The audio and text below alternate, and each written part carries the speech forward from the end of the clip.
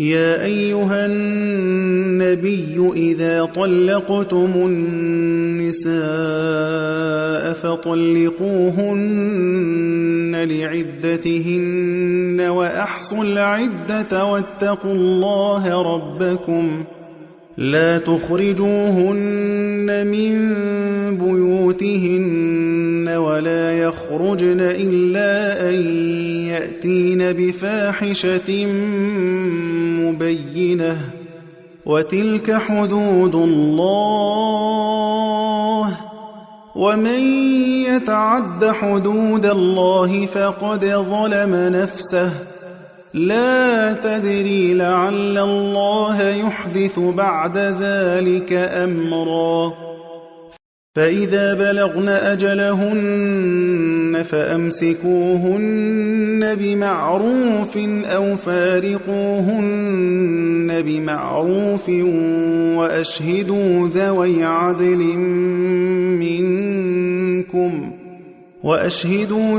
عدل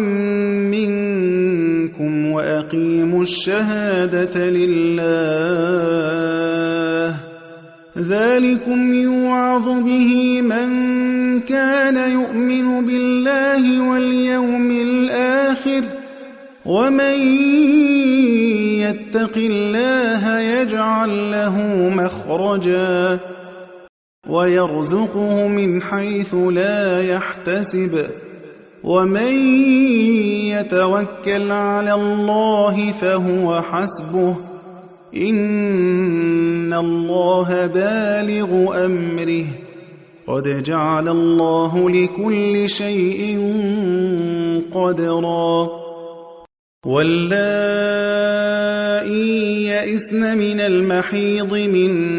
نسائكم إن ارتبتم فعدتهن 3 أشهر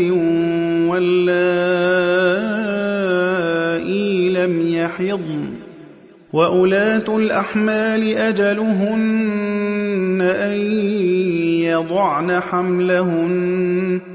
ومن يتق الله يجعل له من أمره يسرا ذلك أمر الله أنزله إليكم ومن يتق الله يكفر عنه سيئاته ويعظم له أجرا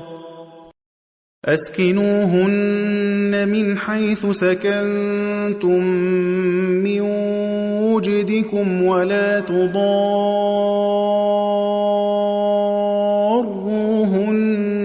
لتضيقوا عليهن وإن كن أولات حمل فأنفقوا عليهن حتى يضعن حملهن فإن أرضعن لكم فآتوهن أجورهن وأتمروا بينكم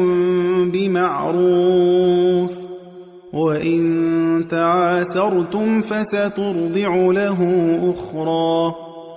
لينفق ذو سعة من سعته ومن قدر عليه رزقه فلينفق مما آتاه الله لا يكلف الله نفسا إلا ما آتاها سيجعل الله بعد عسر يسرا وكأين من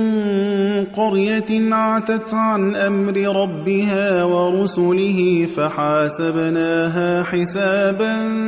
شديدا وعذبناها عذابا نكرا فذاقت وبال أمرها وكان عاقبة أمرها خسرا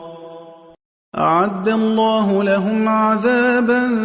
شديدا فاتقوا الله يا أولي الألباب الذين آمنوا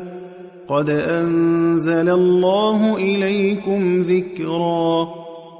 رسولا يتلو عليكم آيات الله مبينات ليخرج الذين آمنوا وعملوا الصالحات من الظلمات إلى النور ومن يؤمن بالله ويعمل صالحا يدخله جنات تجري من تحتها الأنهار خالدين فيها أبدا قد أحسن الله له رزقا الله الذي خلق 7 سماوات ومن الأرض مثلهن يتنزل الأمر بينهن لتعلموا